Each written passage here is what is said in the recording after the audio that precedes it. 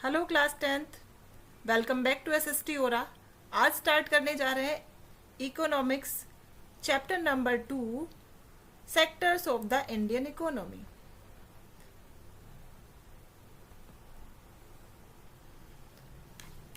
तो इकोनॉमी में economic activities होते हैं, तो इसका इंट्रोडक्शन जान लेते हैं, इसके बारे में जानते हैं। इकोनॉमिक एक्टिविटीज एंड सेक्टर्स के बारे में जानते हैं।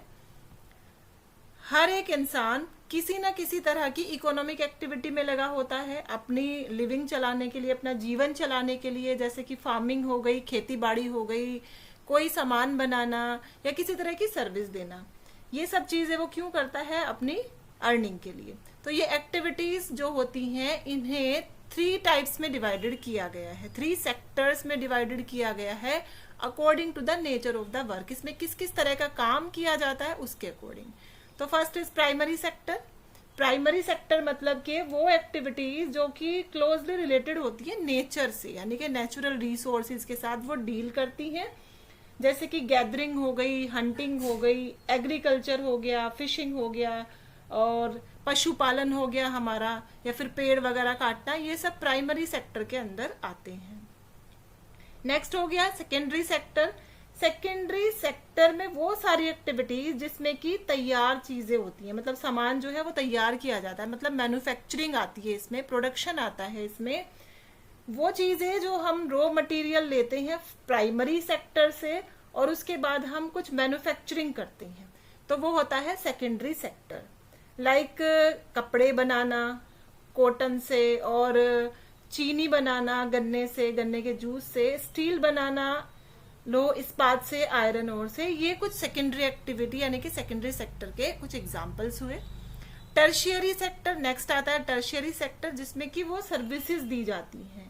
टर्शियरी सेक्टर जो है वो सर्विस ऑक्यूपेशन इसके अंदर आते हैं, जैसे कि ट्रांसपोर्ट करना चीजों का या इंसानों का इधर से उधर जाना, वो ट्रांसपोर्ट मीन्स हो गए, और कम्युनिकेशन मीन्स हो गए, ट्रेड हो गया, हेल्थ सर्विसेज हो गई, एजुकेशन सेक्टर हमारा इसमें आता है, और एडमिनिस्ट्रेशन। ये सब जो है टर्शियरी एक्टिविटी, टर्शियरी सेक्टर के एग्जांपल्स होते हैं।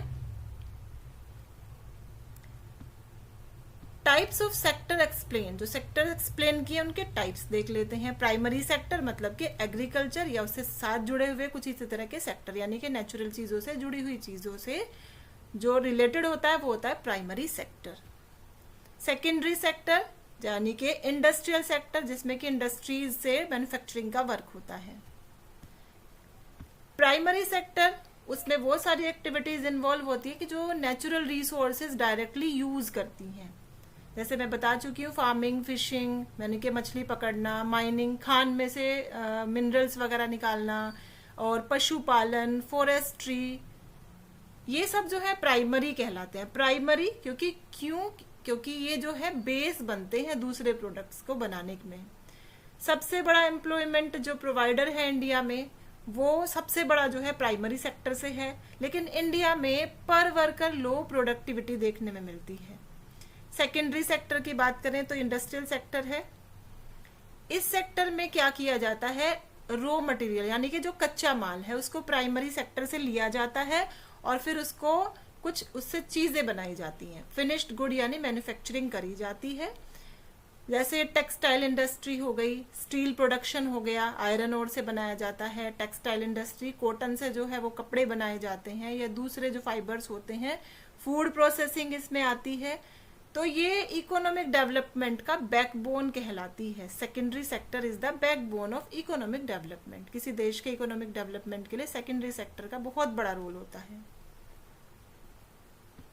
नेक्स्ट आता है टर्शियरी सेक्टर यानी कि सर्विस सेक्टर। इसमें सारी जो सर्विसेज होती हैं वो इसमें आती हैं टर्शियरी सेक्टर में। इसमें ये कोई सामान इसमें प्रोड्यूस नहीं किया जाता, कोई चीज इसमें, कोई वस्तु नहीं बनाई जाती, लेकिन सर्विस दी जाती है। सर्विस किसको दी जाती है? प्राइमरी सेक्टर के लिए भी सर्विस, और सेकेंडरी सेक्टर को भी ये सर्विस सेक्टर होता है। जैसे बैंकिंग हो गई, दोनों के लिए हेल्पफुल है। एजुकेशन है, वो जरूरी है किसी ह्यूमन रिसोर्स को मेकिंग के लिए। हेल्थ केयर हो गई, ट्रांसपोर्टेशन हो गया, आईटी इंडस्ट्री, हमारी आईटी सर्विसेज हो गई, ये सब टर्शियरी में आती है।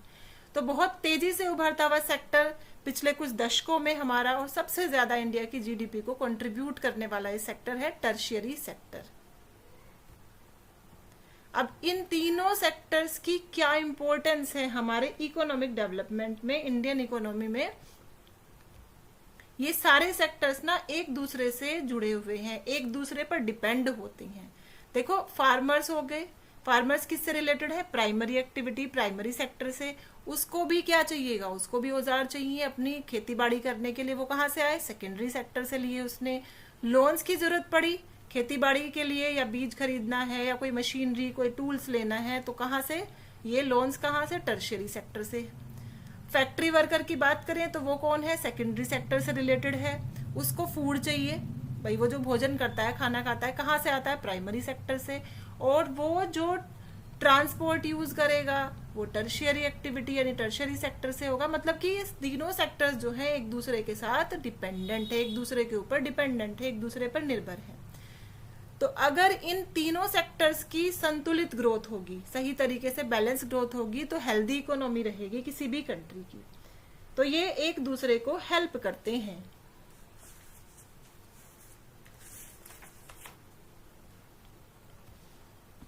Evolution of sectors over time.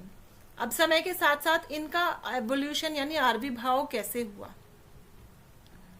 Historically अगर इतिहास में हम देखें तो प्राइमरी सेक्टर जो है वो डोमिनेट रहा है, उसका पूरा बोलबाला रहा है। स्टार्टिंग में देखो जब नियोलिथिक एज था, मेसोलिथिक एज थी, तो सारी चीजें जो इंसानों ने सीखी उसमें क्या था, प्राइमरी सेक्टर था। वो सारी चीजों में वो जो भी काम कर रहा था वो सब प्राइमरी सेक्टर में आता था। वो हंटिंग करता था, हंटिंग के थ्रू उसका जो है भोजन उसे मिलता था, या वो मछली पालन कर रहा है या दूसरी एक्टिविटीज कर रहा है, तो प्राइमरी सेक्टर का डोमिनेशन था। इंडस्ट्रियलाइजेशन आया, औद्योगिक क्रांति आई, इंडस्ट्रियल एज आई, सेकेंडरी सेक्टर बढ़ा। तो पिछले कुछ सालों में टर्शियरी सेक्टर जो है वो भी काफी बढ़ रहा है। क्यों, क्योंकि इनकम राइज हो रही है, डिमांड एजुकेशन की, हेल्थ केयर की, आईटी इंडस्ट्री की बहुत ज्यादा बढ़ती जा रही है। इंटरनेशनल सर्विसेज की ग्रोथ हो रही है, आउटसोर्सिंग इसकी बहुत ज्यादा ग्रोथ हो रही है, तो जिसके चलते जो है एवोल्यूशन इनका देखने में आ रहा है टर्शियरी सेक्टर का।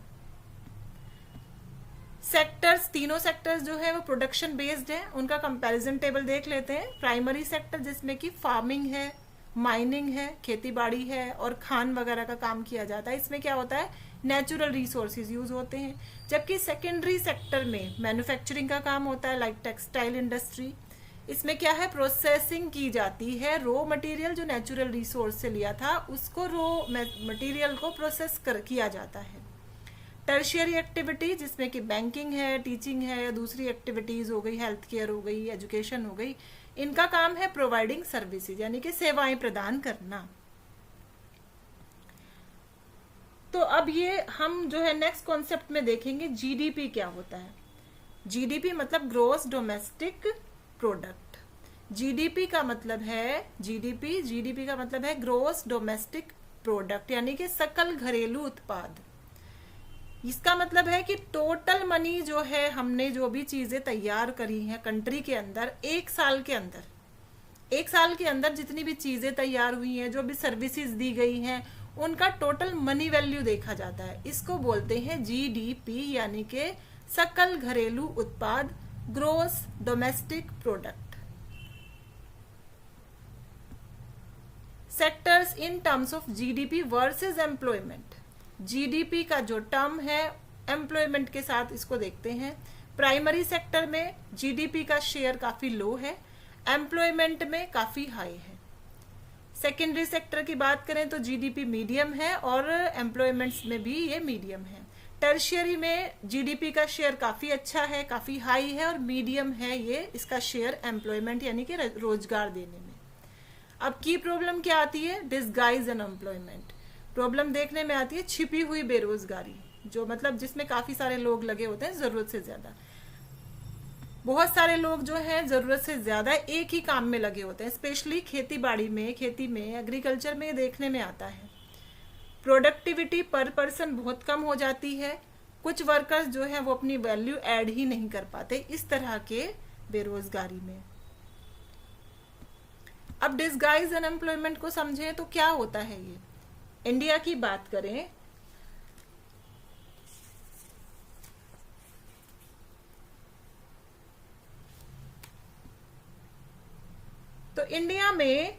इंडिया की जो इकोनॉमी है वो बहुत ज़्यादा प्रॉब्लम फेस कर रही है, स्पेशली रूरल एरियाज में, यानी कि जो हमारा ग्रामीण भारत है उसके एग्रीकल्चर सेक्टर्स में बहुत ज़्यादा लोग, जितनों की ज़रूरत नहीं है उससे कहीं ज़्यादा लोग लगे हुए हैं खेती में, और ये वर्क जो है एक्चुअली उनकी ज़रूरत नहीं होती इतने सारे लोगों की वहाँ पर, और इस तरह के काम में लगे हुए लोगों के लिए ये होता है डिस्गाइज अनएम्प्लॉयमेंट, यानी कि छिपी हुई बेरोजगारी।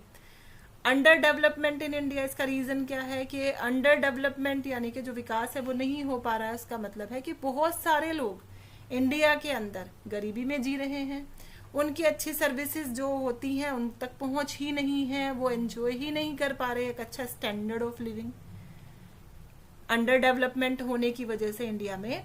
तो ये डिस्गाइज अनएम्प्लॉयमेंट यानी कि छिपी हुई जो बेरोजगारी है एक सिम्टम है अंडर डेवलपमेंट का। ये बताता है कि इकोनॉमी जो है वो अपने ह्यूमन रिसोर्सेज को, उसकी प्रोडक्टिविटी को पूरी तरह से यूज ही नहीं कर रही है, और इससे क्या है कि इनकम लेवल लो होता है और जो हमारी आर्थिक विकास है देश का वो स्लो डाउन हो जाता है, वो धीमा चलता है। Organise versus unorganise sector. Organise sector, unorganise sector की बात करें तो ऑर्गेनाइज सेक्टर और अनऑर्गेनाइज सेक्टर की यहाँ पर हम कंपैरिजन कर लेते हैं।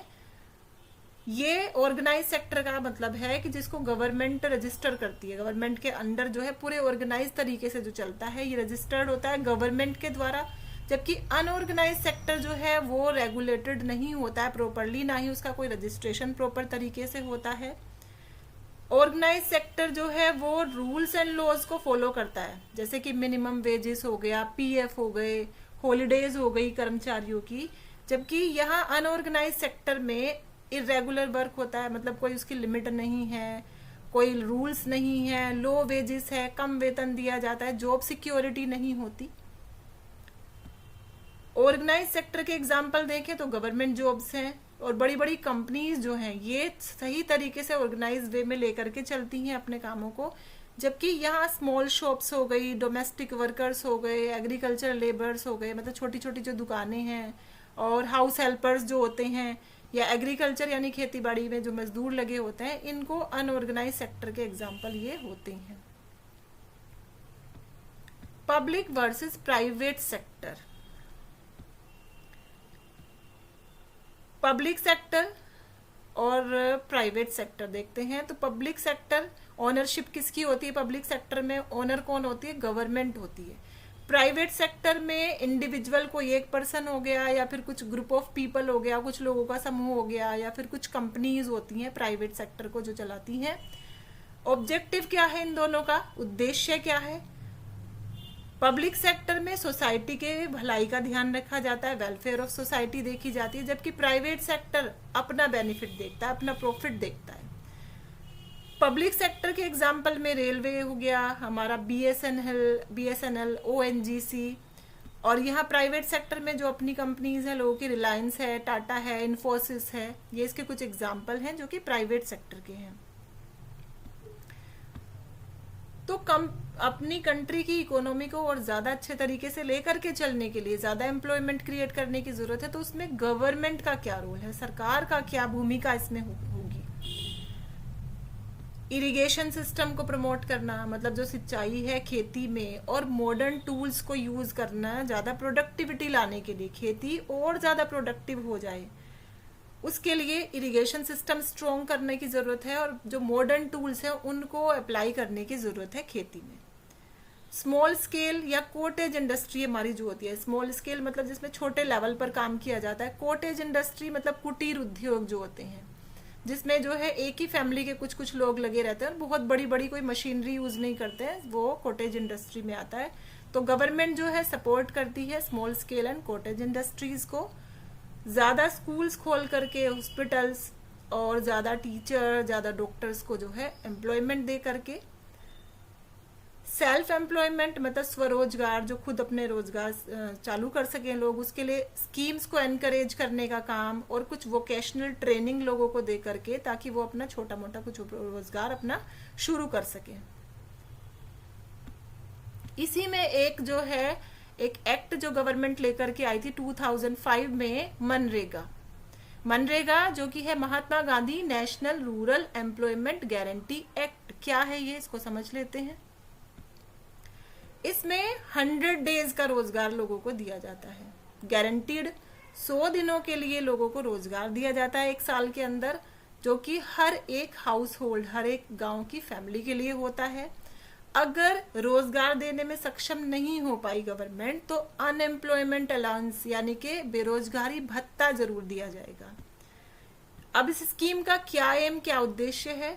रूरल अनएम्प्लॉयमेंट को कम करना, गांव में बेरोजगारी की समस्या को दूर करना, गरीबी दूर करने के लिए ये जो स्कीम चलाई है गवर्नमेंट ने मनरेगा, ये इसी एम के लिए चलाई है।